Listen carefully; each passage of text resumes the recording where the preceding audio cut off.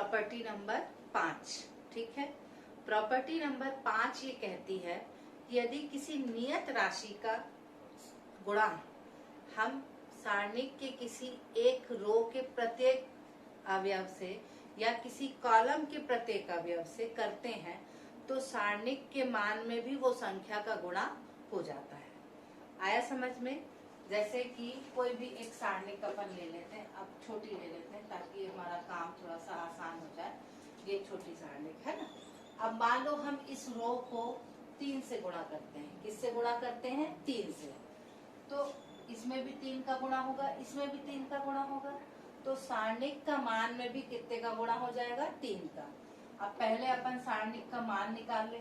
तो सारणिक का मान मालूम है, ये इससे गुणा होगा, ये इससे।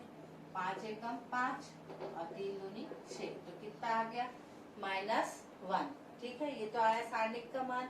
अब मान लो हम ये कह रहे हैं कि 3 का गुणा 1 से कर दे रहे हैं और 3 का गुणा 1 से, मतलब 3 एक ऐसी संख्या है, नियत राशि है, नियतांक है, जिसका गुणा हमने इस पंक्ति से किया है। इस पंक्ति के प्रत्येक अवयव से इसका गुणा किया है। ठीक है, तो ये हो गया। तो अब इसका मान कितना हो जाएगा बताओ? ये तो आ गया अपना 3 एकम 3, 3 दिया 9, 2 एकम 2 और 2 दूनी 3। अब ये इसको फिर सॉल्व करें तो क्या? 5 दिया 15 और 9 दूनी 18। 15 में 3 गया, कितना आ गया? -3। -3 को आप क्या लिख सकते हो? 3 गुणित -1। 3 को ही हमने किस में गुणा किया था? किसमें गुणा किया था? पहली रो में। ठीक है ना, पहले रो के प्रत्येक एलिमेंट में हमने किसका गुणा किया था? 3 का। तो आंसर में जो हमारे सारणिक का जो मान है उसमें भी किसका गुणा हो गया? 3 का। यानी वो सारणिक का मान भी 3 गुना हो गया। अगर 2 का गुणा करते तो सारणिक का मान 2 गुना हो जाता। 4 का गुणा करते तो सारणिक का मान 4 गुना हो जाता। आया समझ में? तो ये थी प्रॉपर्टी नंबर 5। ठीक है, अब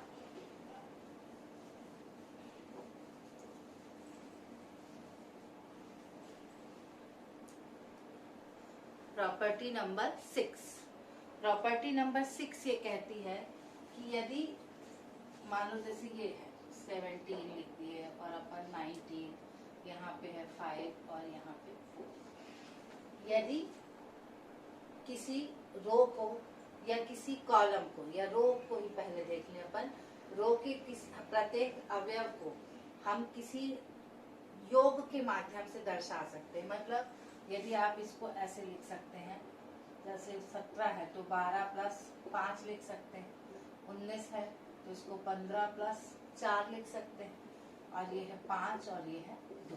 तो ये जो +5 और ये +4 है, इनको लेकर हम अलग एक सारणिक बना सकते हैं और मान में परिवर्तन ज्यादा नहीं होगा। मतलब नहीं होगा, ऐसे अपन 2 सारणिक बनाएंगे, एक 12, 15, 5 और 4। अब ये बीच में काहे का चिन्ह था? प्लस का, तो ये लगाएंगे अपन प्लस, और यहाँ पर लगेंगे 5 और 4, 5 और 4। ठीक, ऐसे बन जाएगा। क्लियर? अब यहाँ अगर ऐसे देखेंगे थोड़ा सा गड़बड़ हो जाएगा कि ये आइडेंटिकल है, तो इसका मान 0 हो जाएगा। ठीक है, पर अगर अपन ऐसे अलग कर सकते हैं, ये उस उदाहरण के माध्यम से हम समझ सकते हैं। क्लियर हुआ? समझ गए कि अगर प्लस करके कुछ लिखा है यहाँ, तो उसको लेकर हम अलग एक सारणिक बना सकते हैं। प्लस है तो प्लस के साथ और माइनस है तो माइनस के साथ। इसको सिंबॉलिकली भी समझ सकते हैं आप।